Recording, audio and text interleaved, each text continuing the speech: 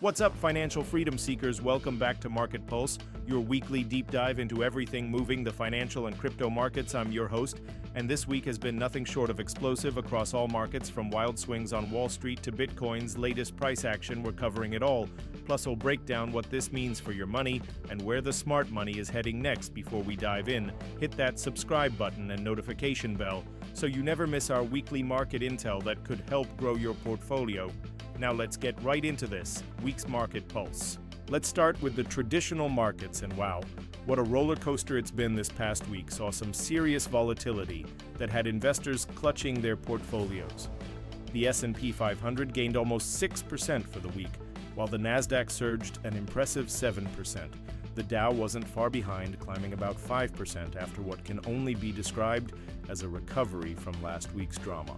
What drove this remarkable turnaround? Well, the week started with serious concerns after China's retaliatory tariffs announcement created panic. We saw the Dow drop over 1,300 points in a single session, with the S&P 500 losing 4% as the stock market rout intensified.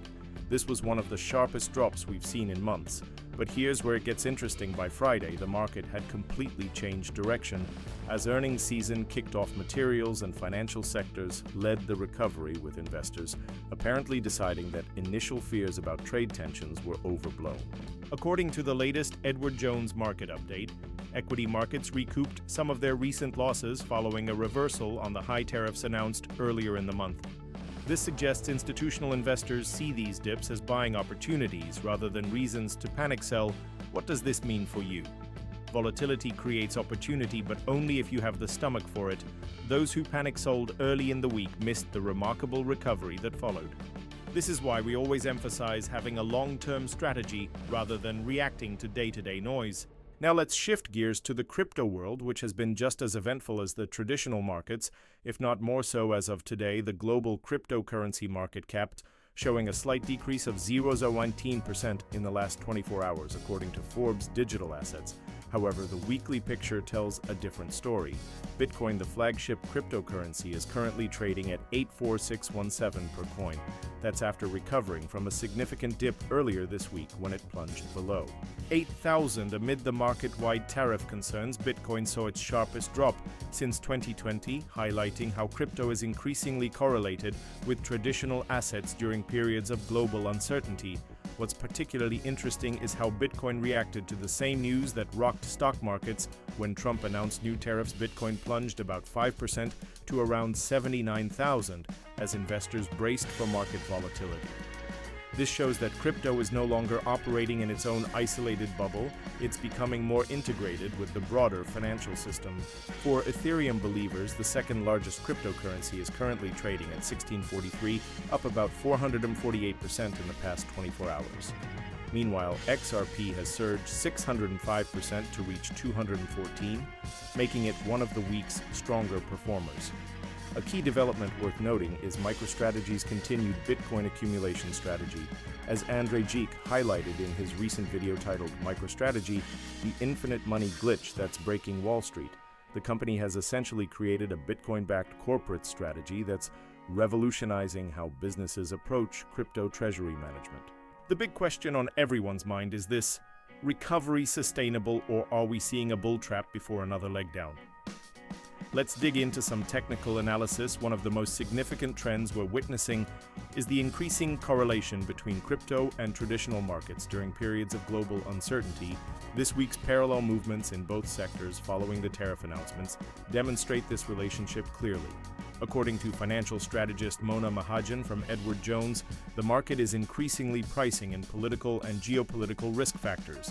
This applies to both crypto and traditional markets, suggesting diversification across asset classes might not provide the same protection it once did during global shocks. Interest rates continue to be a crucial driver for both markets. The Federal Reserve's next move is being closely watched, with traders now factoring in potential rate cuts later this year. If inflation continues to cool, any hint of lowered rates tends to benefit both growth stocks and crypto assets.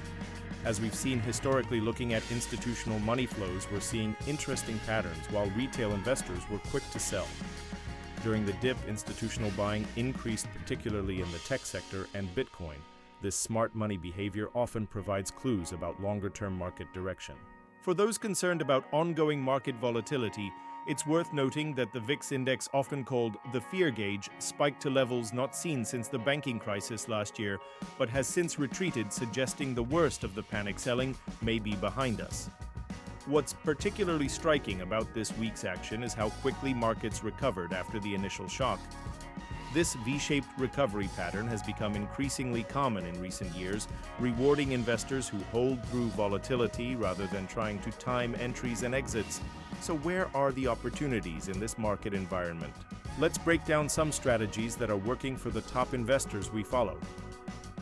First, sectoral rotation is key right now. While technology has dominated returns for years, we're seeing increasing strength in materials, energy, and financials.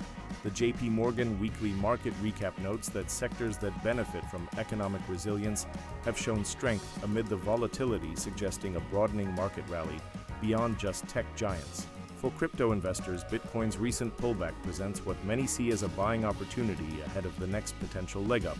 As Brian Jung mentioned in his video, "My high-conviction altcoins for 2025, strategic accumulation during these dips has historically rewarded patient investors." Speaking of altcoins, several are showing impressive strength relative to Bitcoin. XRP's 6% gain stands out along with several layer, two solutions that continue to attract development and capital. This suggests that despite Bitcoin's dominance, there's still alpha to be found in carefully selected altcoin investments. Real estate investment trusts, REITs, are another area worth watching.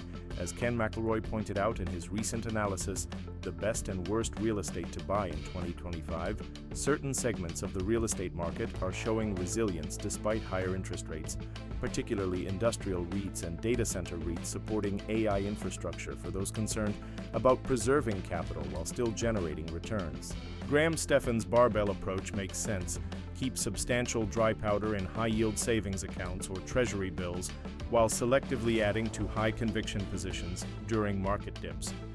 Remember, the best-performing investors aren't those who time the market perfectly, but those who consistently invest according to a well-defined strategy through all market conditions.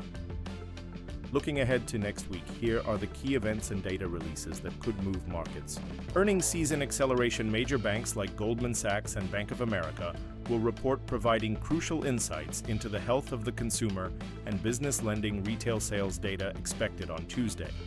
This will be a key indicator of consumer spending strength amid inflation concerns.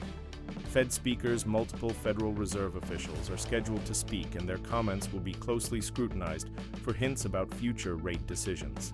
International developments: keep an eye on further developments in the trade tensions between the US and China, as any escalation or de-escalation could trigger significant market moves.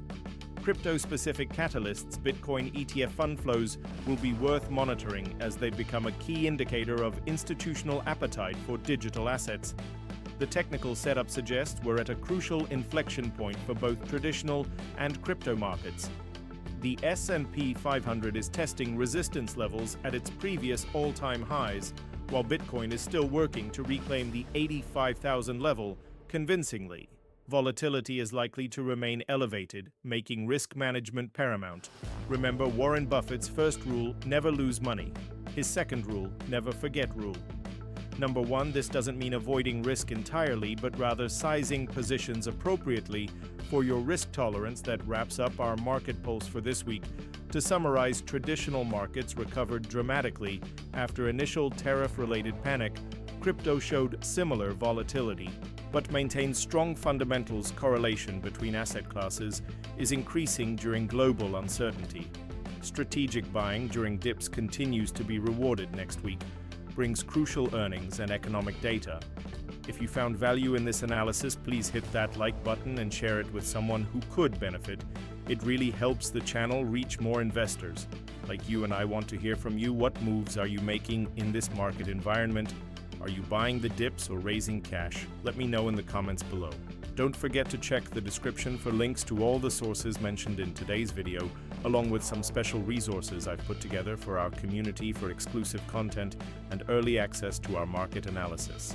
Consider joining our Patreon community where we dive even deeper into investment strategies and market movements. Until next week, keep your portfolio balanced and your mindset focused on the long game.